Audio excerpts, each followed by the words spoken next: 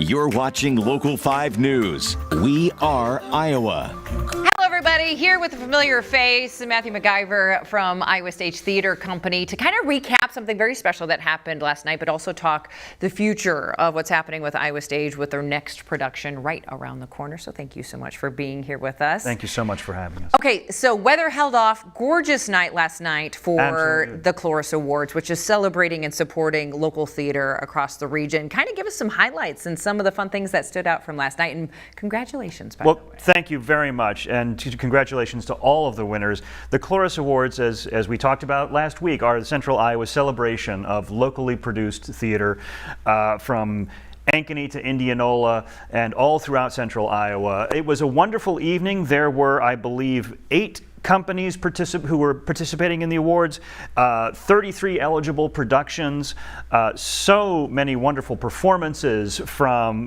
groups across the area, and great recognition for the artists. I have to say that Iowa Stage did very well for an organization of our size that doesn't do musicals or theater for young audiences, and there are some wonderful recognitions in those categories. Right. I think one theme for me was plays getting recognized. 2 of the plays that got recognized, Singin' in the Rain in particular from the Playhouse, which won, Aaron Horst won for Best Director, Charlie Reese won for his performance as Don. Love it. And our show, The Cake, which again, Jennifer Nostrala won for Best Director of a Play. It won Best Play. Becky Schultek and James Serpento were recognized for acting. Were plays that were going up in March of 2020. Right. So these are shows that the Playhouse, Singin' in the Rain, did 2 performances and then didn't come back until this past spring. And there you see what a lovely night it was for folks. It was a gorgeous night, yes.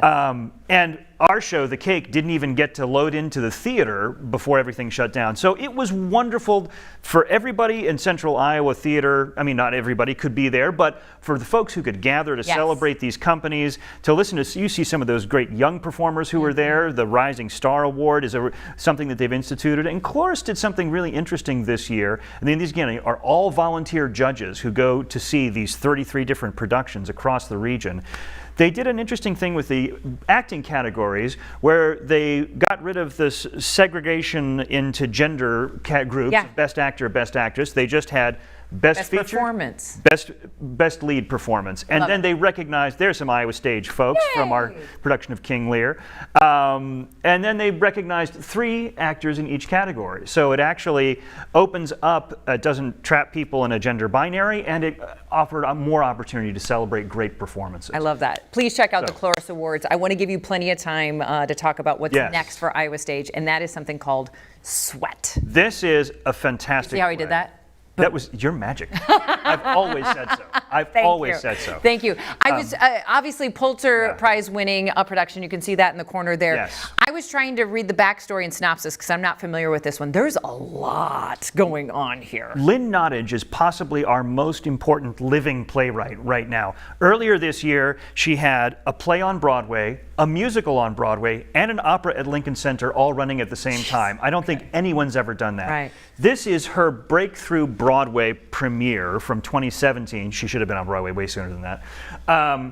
And it is an extraordinary play. It's set in Reading, Pennsylvania, which actually my family's from Pennsylvania, so it's near to my heart. It looks at what happens in a community when the forces, the economic forces, pulling jobs out of the town, stripping out, breaking unions. What happens to friendships? What happens to racial relationships in the town when these things go on? When people start getting blamed for when other groups come in, get brought in to break strikes.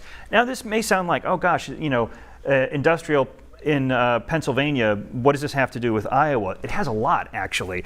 The history of labor strife in Iowa manufacturing, including it's happening right now. Agricultural processing, it's happening right now. You look at places like Storm Lake, Iowa, 13,000 people in the town, 26 different languages in the school. How come? Because they brought people into the community to try and help push down the labor costs at some of the meatpacking plants. So you've got real connections to what's happening in our world in this play, and you've got one of the great playwrights of our time who writes these really tight scenes that are funny.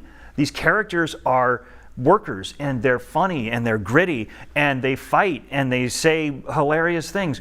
One woman gets mad at a guy and she calls him a warlock for no reason. And it's a wonderful cast too. Yeah. This is a cast. This is the last of our COVID-affected plays at Iowa Stage. It's opening in September 25th, 16th through the 25th. Thank you, at the Stoner Theater of Des Moines Performing Arts. Okay. As always, iowastage.org is the place to go. But this is a wonderful cast. We did a reading of this, and this was going to happen in May of 2020. And it's happening. And it's happening right now. So after the recognition for The Cake last night, which was, again, the show that was shut down in March of 2020, this was the next show that was going to happen. We're just really excited to be able to bring this team together, get this show on stage, show people a story. A wonderful playwright, Pyramid Theater Company, did Intimate Apparel by Lynn Nottage a few years ago.